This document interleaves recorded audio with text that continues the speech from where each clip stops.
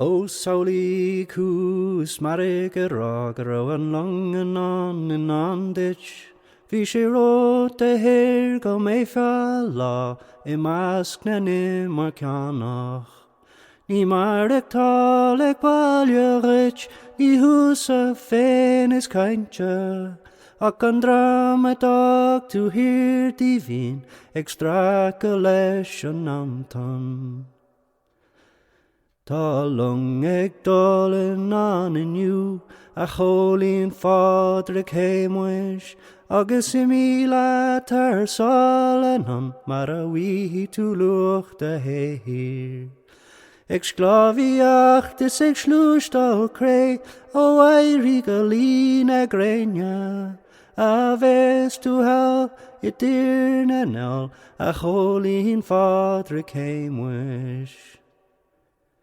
Is sa míle bra gréine a chat tú a bheag an Búrca ag fiach go measc nach nach an glas nó ag is go rachs na cúnta.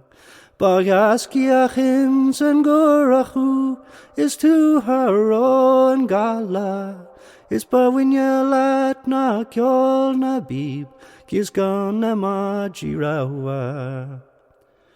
Tá long ag dulin an inniu a hAoláin Phádraig Shéamais agus I míle tar hAoláin an mar a bhí tú lucht a héhir.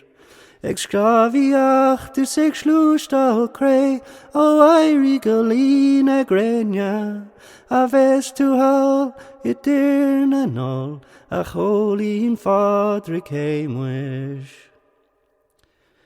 Ní bheith ví tú a ríist go jo de chuirde ná do héalta is ní scarfig tú ríist go brach an bhain a hiú an sléimhe.